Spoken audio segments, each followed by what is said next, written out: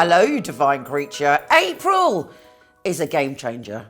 We have just got Neptune, the planet of spirituality, of merging, of empathy, of psychic ability, illusions, deception, sex, drugs, and doing whatever it takes to get lost from reality, shifting signs from Pisces, which is its spiritual home. It belongs there. Neptune rules Pisces. So I actually really enjoyed that. We had a time where spirituality became more prevalent. We also had more empathy, more understanding of each other. We had so much creativity, and it was just fabulous. I mean, you know, at its downsides, but generally I thought it was really good. And when Neptune goes into Aries, it is obviously a completely different vibe. And historically, like when Neptune was in Pisces back in the day, it was the surge of mediumship, the surge of the pre-Raphaelites, etc. But when Neptune went into Aries, it's, you know, quite warlike, quite rebellious, quite me. I'm going to make my dreams come true. And of course, we can harness that energy for our benefit. But in terms of universally, the positives that came out of Neptune in Aries was the end of slavery, women's rights, lots of rebellions, lots of countries overthrowing other countries. And we're in this position where, you know, there's a lot of very strong masculine energy around. And obviously, Aries is masculine. And we've got a lot of planets going into Aries. But this month, it's also Aries season. So I genuinely believe we're going to have a flavour of what's to come. And be really interesting for you to think about how you feel about your spirituality, about your dreams, about your ability to manifest, and also about your connection to other people. Tune in to awaken your warrior within. I think that's the positive side of it, you know. It connects us to our spirituality. It connects us to, you know, a complete connection to the divine and to love, but it also awakens our warrior. So you will see people fighting for what, in the best case scenario, you'll see people fighting for what they believe in. Worst case scenario, a lot of delusions, illusions, and downright lying and wars and anger based on things that aren't true. So we've got to keep our wits about us and a very, very pure center in our hearts. You know, anytime you feel angry or warrior-like from now on, really tune in and go, right, what is my intuition telling me about this? What is my heart telling me about this? And if I came to this anger with love, where would it lead me? So you fight for what you believe in, but you don't trample over people. And I think it's going to be very interesting times in the external world. So that is, I mean, Neptune went into Aries on the 30th of March, so it's fresh energy for us. I want you to own your, being an individual, right, and having an ego, I don't think is a negative thing per se, because if we didn't have an ego, we'd just be one mush. You know, we were sent onto Earth to be individual, but also understand we're all connected, right? We're all the same. We're all part of a greater whole, but we are born to have a unique voice and a unique soul. So hopefully you can use Neptune in Aries to really reinforce your self-confidence in going, it's okay to be me. That is the positive. Anyway, this month kicks off with lots of positive energy, actually. We have Mercury conjunct the North Node. And let me tell you this. Last month was all about us looking at the past lives, ex-lovers, whatever, karma. And now it's about going forward and evolving. It was all about, you know, eclipse season and the South Node, which is about what we're releasing. And we have three very important connections to the North Node. We have Venus, we have Saturn, and we have Mercury. And I'll tell you about that now. That's on the 3rd, so Mercury's retrograde. All conjunct, joining forces with the North Node. So this is super important because, and could be frustrating actually if you don't handle it, you know, in a way that is supportive of you, because you might feel frustrated. I want my future now, now, now. But what all this energy is saying to you is, you know, wake up to your soul path. Wake up to where your soul compass is pointing. It's not about where your will, your ideas, you know, there's a deep wisdom and knowledge inside you that transcends the ego, you know, that transcends what we are brought up to believe or what we superficially crave. And we are being woken up to what our true soul path is in terms of our relationships, in terms of abundance, in terms of responsibility with Saturn. You know, it's almost like, I won't say we've got no choice, because we can always choose unwisely and we can always ignore wisdom. But the universe is speaking directly to our spirit now, saying, you know, now is the time. Wakey, wakey. It's time to go forward. We're at this complete transformation of energy. There has been a portal of change. We've been catapulted energetically forward to the next level. And now we have to walk the talk. And now we have to go forward in that. So the start of this journey is when Mercury is retrograde, conjunct the North Node. And there is this sense of, you know, where are we going now? Right? What does my soul say? And you'll be talking a lot. You might even think about things, like it may even be that in the past you knew what your soul journey was. And along the way, it got eroded, or you felt you couldn't do it, or you got involved with people that didn't believe in your dreams. Now is the time to stand up for yourself, to listen to your intuition very, very clearly, and do the right thing for you. No doubt you've already had signs and symbols and messages and a stronger feeling about where you're going and what you need to do. And there'll be many conversations. In fact, someone may pop up from your past that you have a conversation with, and you start to remember, you know, what it is, how you want to evolve for your future, how you want to transform to create a beautiful life for yourself. In other good news, on the 6th, we have the Sun sextile Jupiter. This is a lovely, confidence-building, uplifting, fortunate, exciting, brilliant kind of planetary happening that's going to inject you with the confidence to keep going. Then, to be honest, there are a few tricky things this month. And one of the ones I'm most worried about, well, actually, I'm worried about both the moons. I will lay it down there for you. I am worried. Because on April the 13th, well, it could go either way, but on April the 13th, 12th, 13th, depending on where you are, we have the full moon in Libra, which is obviously all about balance, justice, and what's right. I don't like to say unfortunately, because these things happen for a reason, but it is opposing Chiron. Who is Chiron? Chiron is the wounded healer. It's our wounds are going to be really poked by this. And on top of that, it is conjunct the sun. And obviously, it's in Aries. Chiron and the sun are in Aries, and the moon is in the opposite of Libra. So again, there may be a sense that if you feel anybody's trying to bully you, or anybody's trying to poke you, or anybody's trying to control you, you may have a stronger reaction than usual, because it's a full moon in Libra. You want fairness. And in terms of out there in the world, we may see something difficult, terrible, an injustice connected to gender in some way, potentially connected to the feminine. And it's like, oh, shocking what is going on, because it awakens all of our wounds. Now, hopefully, justice will prevail, but it looks to be that there is something challenging happening for all of us about our deep-seated wounds. But the point, certainly individually, of Chiron is that we understand that our wounds can, not that our wounds are good, but our wounds can give us superpowers or understanding or something that we can use that isn't just the pain, that it's something that is like fertilizer. Now, again, I reiterate, I'm not into that toxic spirituality, which says, oh, we create our reality. There's no such thing as a victim. I've been hearing this lately. We don't just, let me just tell you this right now. We don't just manifest individually, although we can when we really get the hang of it. But we all manifest globally, right? So if, you know, half the world is thinking one thing, or people have very strong thoughts about the future in one direction, that plays out for all of us, you know. And it's very difficult to control that unless we leap dimensions, which, yeah, is possible. But being right here, right now, your closest groups of friends influence you very strongly. If you're mixing with the wrong people or people not on your vibrational level, that is going to impact what you're manifesting.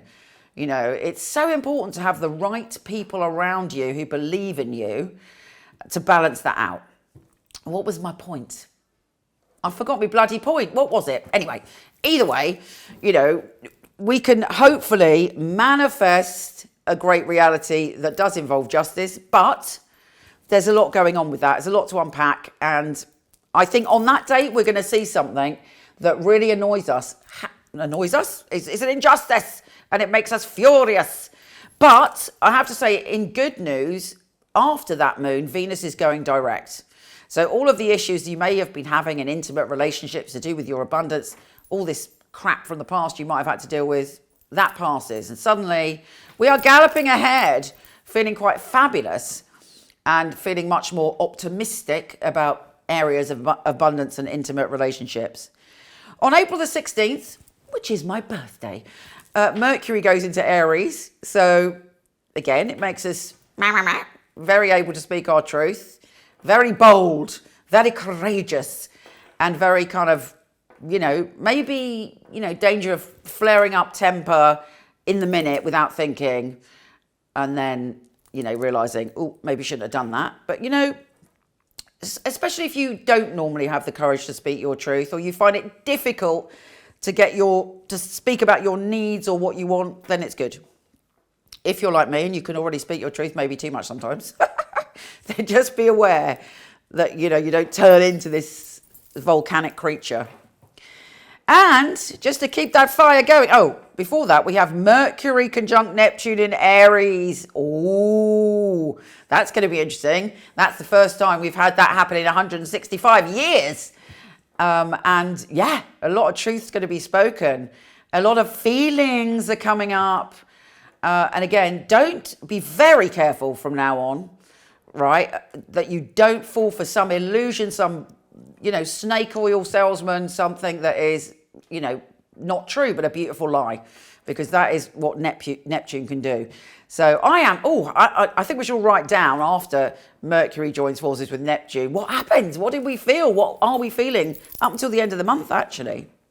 And on April the 18th, the fire is coming back to Mars, which makes me very happy. I have been struggling with Mars in Cancer, like, unbelievably. Mars will be in Leo. Yeah, baby. We all get a boost of passion. And hopefully you will know how worthy you are, how strong you are, and you can stand in your power in whole new ways. But of course, avoid being arrogant.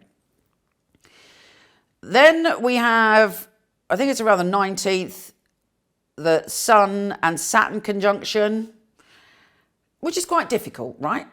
Is it difficult? I don't know. It's definitely good. People will talk about restriction, etc., etc. I mean, obviously Saturn is all about responsibility. But it's saying, okay, if you want this future, if you want to evolve, you're going to have to set some boundaries for yourself, and you're going to have to take responsibility for that future and start acting on it, start laying the foundations for it. You know, don't give it all the yap, yap, yap, and then, you know, not put any effort into it and say, oh, hasn't happened. Strange. Manifesting doesn't work. You've got to put the work in. And Saturn is really reminding you of that. But let us not forget Saturn is in Pisces and the North Node is in Pisces. So, you know, this beautiful Pisces energy that it is gradually leaving us, because Saturn will be going into Aries this year. We've got to make the most of it, because it's about our visions, our dreams, and we are really in touch with magic in a much deeper way than usual. So what is your magic telling you? Do magical things to lay your foundations. Trust your intuition when laying your foundations. And also, Venus conjunct the North Node. What we love, who we love, and where we're going as we step into love, abundance, harmony, balance, and beauty is also going to come to us. Maybe in a dream, in a sign, in a symbol, in a Neptunian way. Except not Neptunian, because it's in Aries, but it's still that vibe. It's like, you know, obviously Pisces, so it's got that vibe of, I will come to you, but no, it won't be hard facts, even though Saturn would like that. It's like, I'm going to come to you in a way that's so symbolic and so dreamy and so kind of not of this world. You're going to have to listen. We also have, which again has its challenges, we have the new supermoon, but it is square Mars, and also Mars is opposing Pluto. So there is a lot of combustible warlike energy. And it's going to, because it's a supermoon in Taurus, which is all about our stability, the stability of the world and our own sense of security and stability is transforming. But again, if we could be warriors of love for ourselves, then we can get through this. But again, I think something huge in the external world is going to happen around that new supermoon. But at its best, it's saying you can't be a coward. Excuse me, that's not a very nice word, but you know what I'm saying. You can't be weak now. You have to be strong for yourself, for the greater good of yourself and for the world. It's time to stand up. We have to oppose what we consider is rocking the security of the world. And the earlier moon is we have to stand up and fight injustice in general and really show up for ourselves, but also for the world as we are evolving to a new reality. Because we really are. We've gone through the portal now. We're already there. You should already be feeling different. Where do you want this energy to take you? And where will it take you? Listen to the I am of yourself this month while keeping your heart open. Okay, let's see if the tarot can give us any symbolic or perhaps literal advice on what to do this April. Okay. First card, the Nine of Pentacles. I love this card because it's about really having gratitude for what we've built and knowing that whatever we're working on now will have a massive harvest. We are self-assured. We're not materialistic though. We're still in touch with nature. We're still in touch with all the things that are important, but we feel safe and secure with our abundance.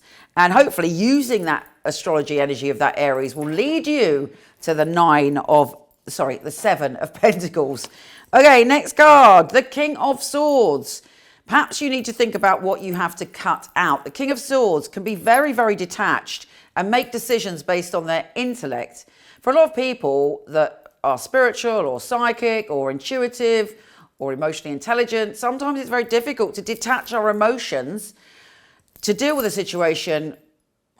Well, one could use the word coldly, but sometimes that has to be done. Is there something in your life that you need to be the King of Swords about so that you can use your intellect and your mind and do what you need to do without kind of overly kind of always giving in to someone else? You may feel at certain points this month that you're under siege, you're under pressure, but the good news is with this card, they are on the top of the cliff and the mountain. And even though it looks like there's loads of cards coming up, they are winning and nearly there. I want you to remember that this month. You are winning and nearly there. If you feel pressure, know that it's temporary. And finally, the Hanged One. Even though it's very go, go, go energy with the Aries, sometimes when we are in limbo, it's for a reason. And the power of the Hanged One is this. When we play in the meantime, when we understand that limbo isn't forever and we start to enjoy ourselves, we start to do other things and take our focus off clinging on to the thing we want to manifest, that's when great magic happens. Trust me, just like the springtime energy of Aries, certainly this side of the world, all of the shoots are coming up now that are going to bloom and you will go forward and get what you want.